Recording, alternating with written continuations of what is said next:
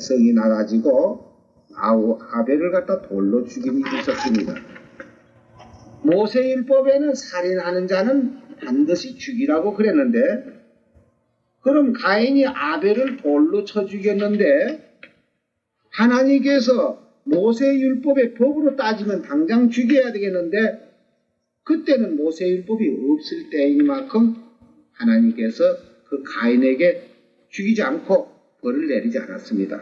벌을 조금 내려 결국 네가 그렇게 아우를 죽였으니까 넌 내 앞을 떠나서 넌 여기 있지 못하다 해가지고 결국 유랑민이 되듯이 그렇게 되기로 했습니다. 그러니까 모세율법을 따지면은 당장 죽여야 될 게지만, 그땐 너 사람을 죽이면은 너는 죽는다 하는 그런 말도 없었고, 사람을 죽이는 데에 대해서는 법이 거기에 기록되어 있지 않기 때문에 살인을 했지만은 그를 갖다가 심한 형을 내릴 수 없었던 것입니다.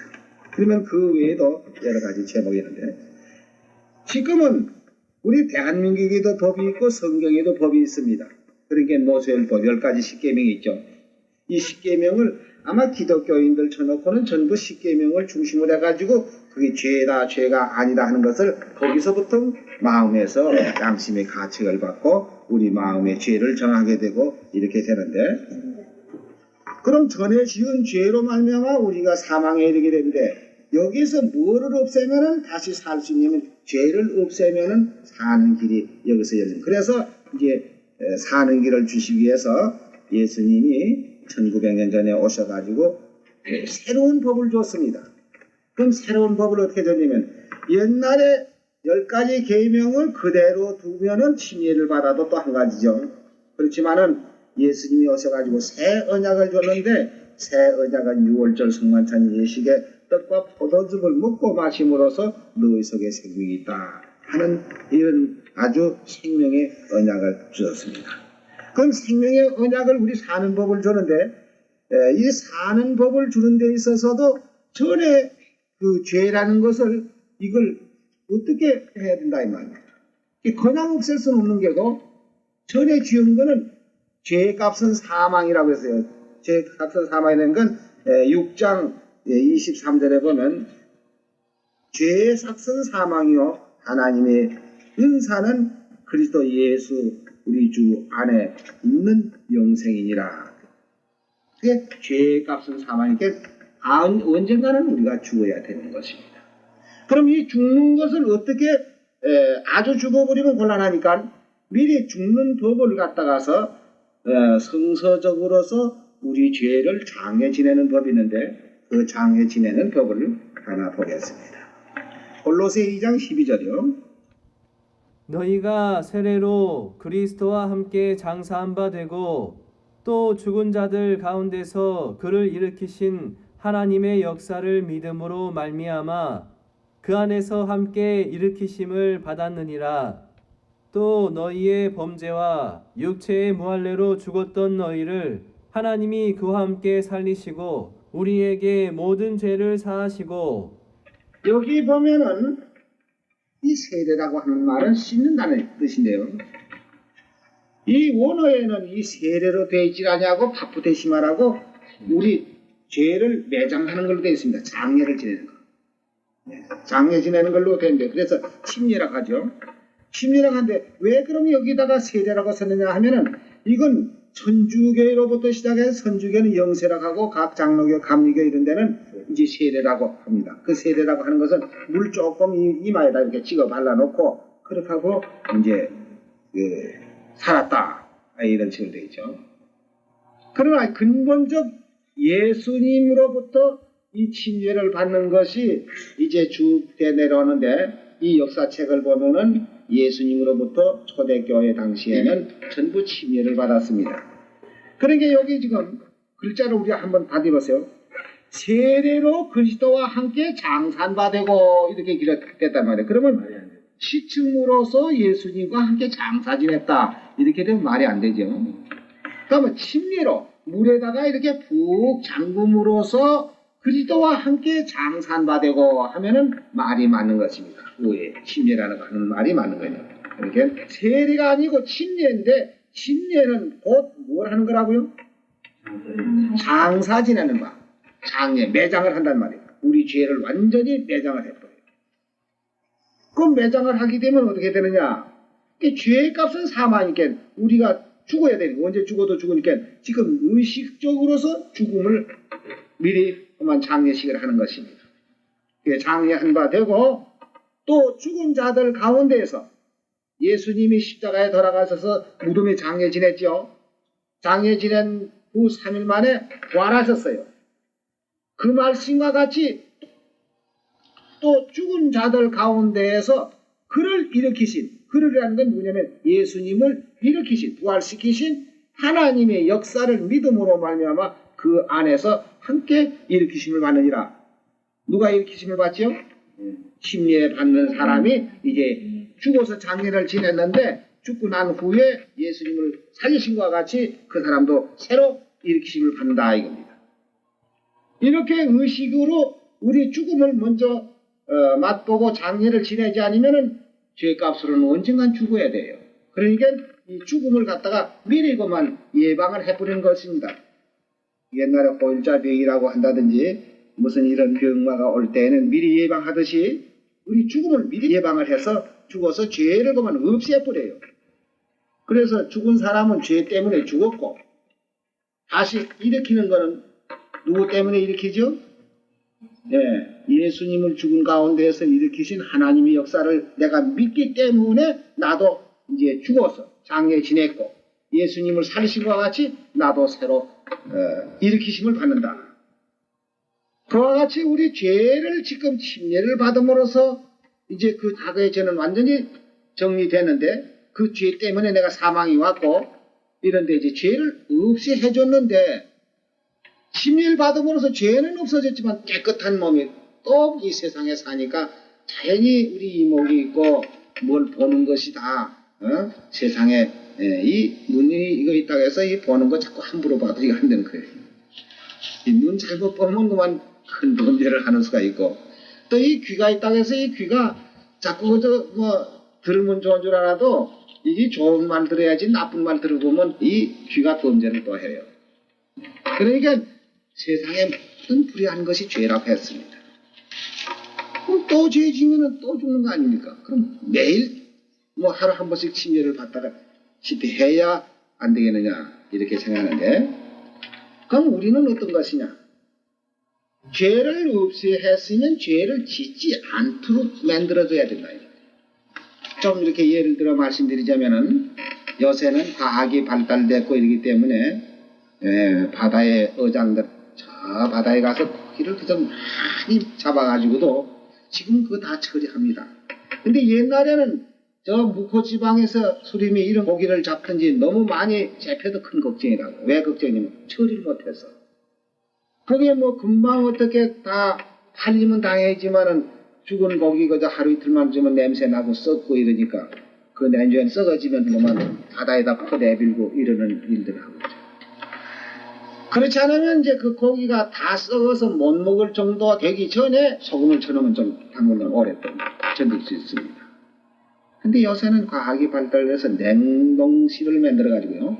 벌써 이 어장에 나간다고 할 것은 냉동실부터 먼저 만들어가지고 고기 잡는 쪽 하고다 그만 냉동실에 지금 다 얼어버려요. 얼으면 암만 실이 가더라도 썩질 않습니다.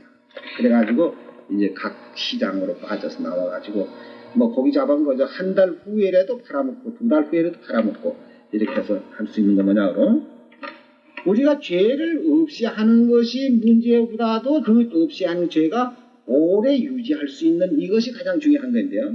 그럼 우리는 어떻게 해서 죄를 없이 그냥 오래 유지할 수 있느냐 하면은 성한고기 잡아서 소금을 치는 것과 같이 우리 속에다 생명을 넣어야 됩니다.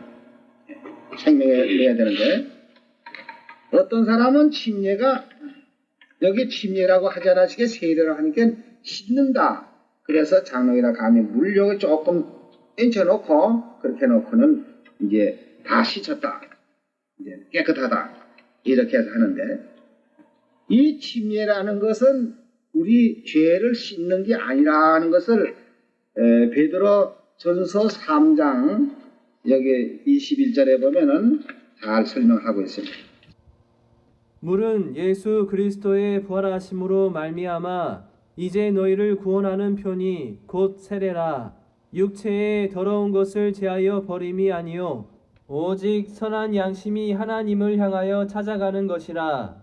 저는 하늘에 오르사 하나님 우편에 계시니 천사들과 권세들과 능력들이 저에게 순복하느니라. 여기 침례받는 것이 우리 더러운 것을 씻는 것이 아니라. 그럼 더러운 것을 씻는 게 아니고 뭐냐? 오직 선한 양심이 하나님을 향하여 찾아가는 것이라. 그럼 선한 양심이 죄가 있고도 선한 양심이 가질 수 있습니까? 없이. 죄 가지고도 선한 양심을 가지고 있어요? 예. 하나님하고 우리 사이를 이 갈라지게 한 것이 무엇이냐 하는 것, 그것부터 우리가 알아야 되겠네요. 자, 이사야 59장 1절에서부터 보겠습니다. 여호와의 손이 짧아 구원 여호와의 손이 짧아서 구원치 못하신도 아니요 귀가 둔하여서 듣지 못하신도 아니라 오직 너희 죄악이 오직 너의 죄악이 너희와 너의 하나님 사이를 내었고 너희 죄가 그 얼굴을 가리워서 너희를 듣지 아니하게 함이니 이는 너의 손의 피가 너의 손가락의 죄악이 더러웠으며 너의 입술은 거짓을 말하며 너의 혀는 악독을 바람이라. 자, 이런데 이걸 가지고 선한 양심 하나님 찾아갈 수 있어요? 죄는 양심이 허락을 안 하는 것입니다. 내가 죄를 가지고서 나 깨끗하다 하나님하고 내가 동행할 수 있다 하고 하나님 뒤에 줄줄 따라다닐 수 있느냐면 그렇게 될 수가 없어요.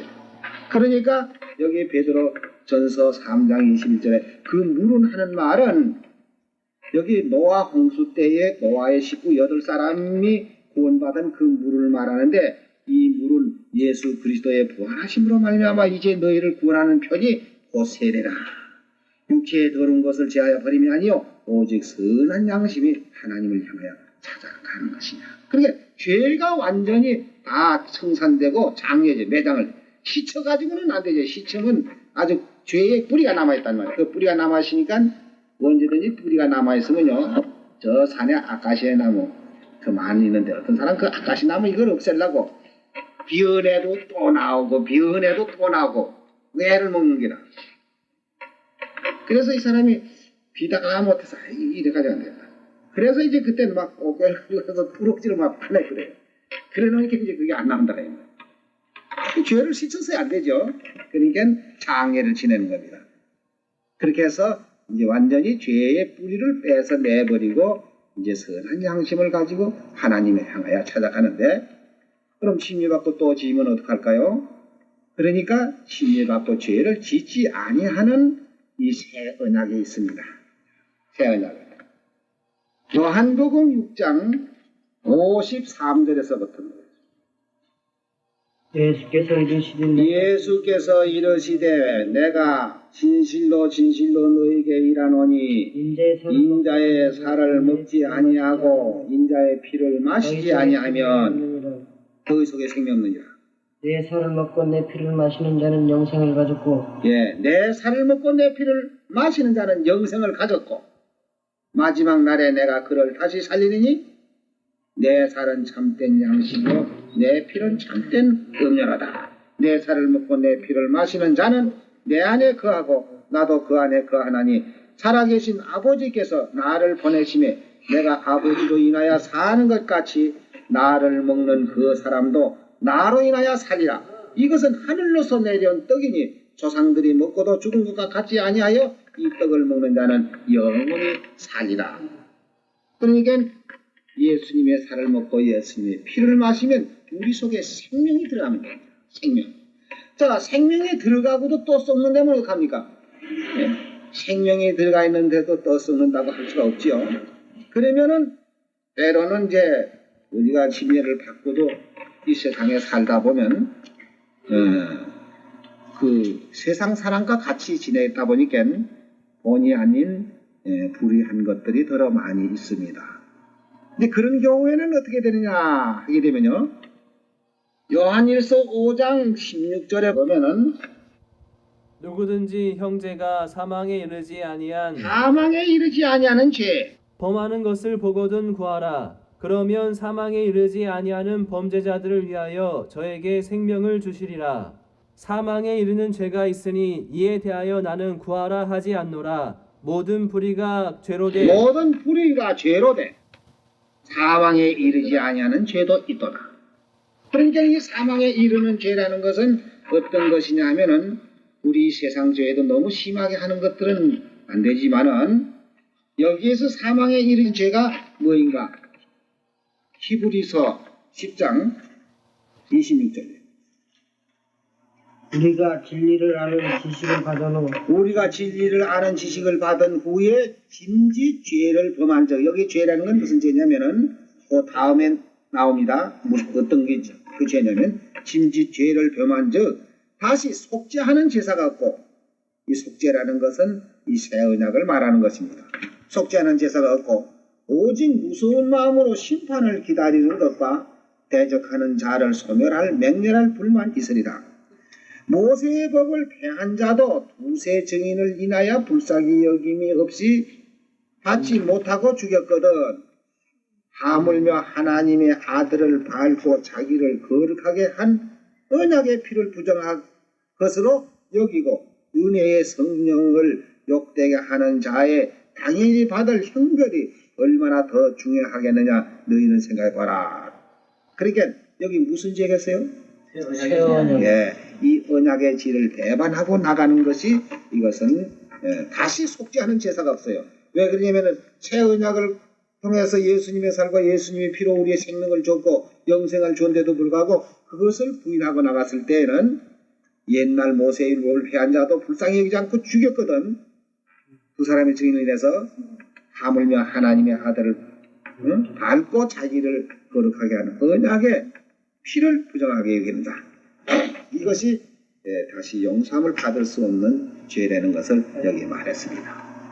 그러면 우리 속에 생명을 넣어준다는 말씀, 아까 어떻게 하면 생명이 들어간다고요? 요한복음 6장 53절에 예수님의 살을 먹고 예수님의 피를 마시면 너희 속에 생명이 있다. 생명이라는 뜻은 뭐냐면은 영원히 사는 뜻을 말합니다. 생명이 없으면 죽은 사람이고 생명이 있으면 산 사람입니다. 그러니까 생명이 있는 사람에게는 죽음이 있질 않지요. 그냥 영생이 항상 살아가지고 있기 때문이요. 근데 예수님의 살과 예수님의 피를 어떻게 우리가 먹고 마시느냐? 예? 그것이 누가복음 22장에서 우리가 볼 수 있습니다. 누가복음 22장 7절입니다. 유월절 양을 잡을 무교절 일이 이른지라 예수께서 베드로와 요한을 보내시며 가라사대 가서 우리를 위하여 유월절을 예비하여 우리로 먹게 하라.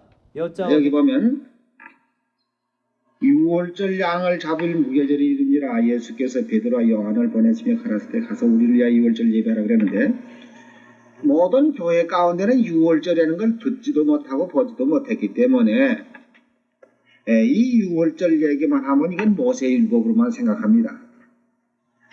모세율법에 양 잡고 소 잡고 유월절 지킨 그걸로만 착각을 한다 이 말이에요. 근데 예수님이 유월절을 예배하라고 베드로와 요한을 보내서 가서 유월절을 예배해서 우리도 먹게 하라 한 이 유월절은 옛날 모세율법에 양을 잡고 양의 피를 문설주에 바르거나 백성에 뿌리는 그런 유월절이 아니고 멜리덱의 반차라고 하는 떡과 포도즙을 가지고 우리에게 새 언약을 주신 것입니다. 19절 보세요. 또 떡을 가져 살해하시고 떼어 저희에게 주시며 가라사대 이것은 너희를 위하여 주는 내 몸이라. 내 몸이라. 예수님이 내 살을 먹으면 너희 속에 생명이 있다는 게 이것이 내 몸이라.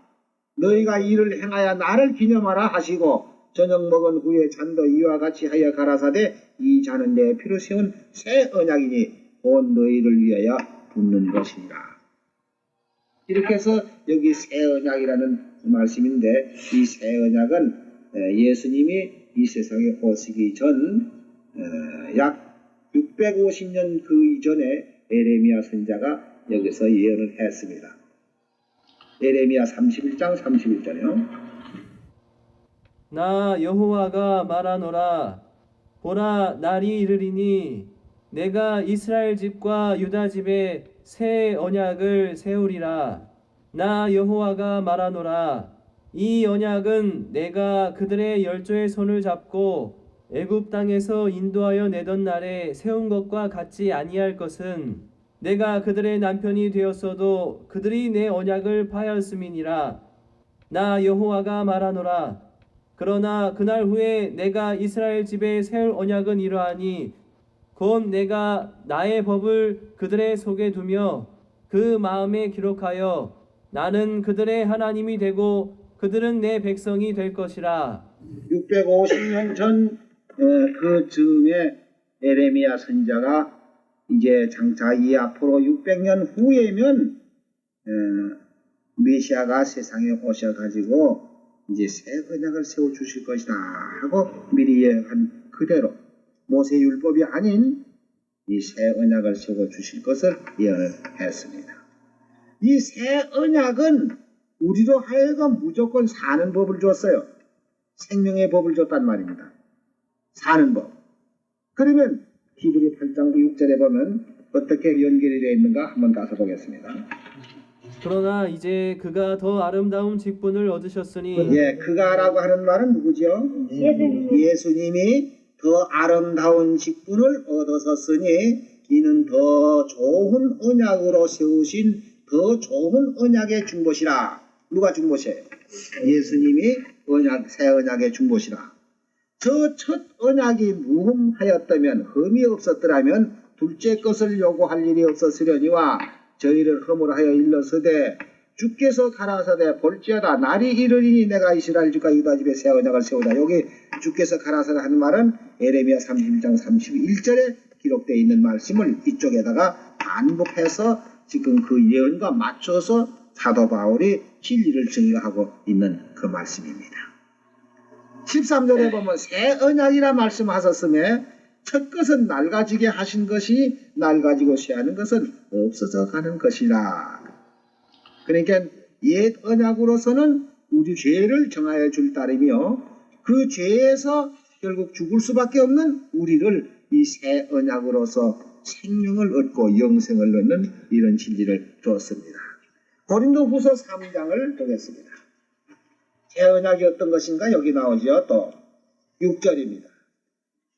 저가 또 우리로 새 언약의 일꾼 되기에 만족해 하셨으니 의문으로 하지 아니하고 오직 영으로 함이니 의문은 죽이는 것이요 영은 살리는 것이라. 여기 지금 잘 보세요. 저가 또 우리로 하여금 저가는 누구냐면 예수님이 또 우리로 새 언약의 일꾼 되기에 만족해 하셨으니 의문으로 하지 아니하고 오직 영으로 하면 의문은 뭐죠? 의문은 구약 모세율법을 말하는 의문으로 하지 아니하고 오직 영으로 영은 새 언약을 말하는 겁니다. 영으로 함이니 의문은 죽이는 것이요 영은 살리는 것이라. 의문은 왜 죽이는 겁니까? 예? 정하는 거. 예. 율법 아까 로마서 7장에 거기 그런 말씀 있죠. 율법에 탐내지 말라 하지 않았더라면 내가 탐심을 몰랐겠는데 탐내지 말라 한 기록이 있었기 때문에 그것을 범으로 나는 죄가 스스로 죄인인 것을 드러내고 있습니다. 그러면 그 의문은 그 십계명은 우리로 하여금 죽게 하는 것이요. 왜냐하면 죄를 정하기 때문에. 그러나 죽게 된 거기에서 영은 살리는 것이다. 그 죄에서 죽을 수밖에 없는 인류를 거기서 구속해내신 그 영의 세운 것으로 중요해지는 것입니다. 그래서 돌에 서서 새긴 죽게 하는 의문의 직분도 영광에 있어 이스라엘 자손들이 모세의 얼굴에 없어질 영광을 인하여 그 얼굴을 주목하지 못하였거든 하물며 영의 직분이 더욱 영광에 있지 아니하겠느냐. 네, 정죄의 직분이 영광에 있었은즉 의의 직분은 영광이 더욱 넘치리라. 그러니까 우리가 지금 새 언약이 일꾼이 됐고 하나님의 백성이 되어 있습니다. 새 언약으로서 우리는 살리심을 받고 영생에 들어가는 이렇게 약속이 되어 있습니다. 그러니까 이제 침례 받으면은 일단 우리 과거에 지은 죄는 없어지고 이제 6월절 성만찬 예시 떡과 포도즙을 먹고 마심으로써 우리 속에 생명이 있게 되는 것입니다. 그러므로 우리는 이제 옛 의문에 속해 있는 사람이 아니고 새 언약, 새 율법에 속해 있는 사람이 되죠. 이렇게 해서 우리는 영생에 들어가게 되는데 우리 침례를 받고 진리 안에서만 떨어지지 않고 우리가 어떠한 시험이 있더라도 진리 안에서만 떨어지지 않으면은 우리에게 주신 영생은 계속돼서 나가다가 영원한 하늘나라에 들어가게 되는 것입니다.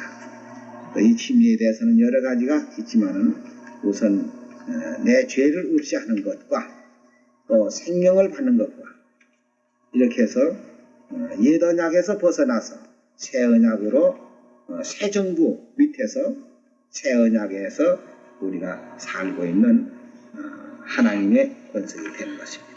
오늘 이것으로서 침례식에 대해서는 마치겠습니다.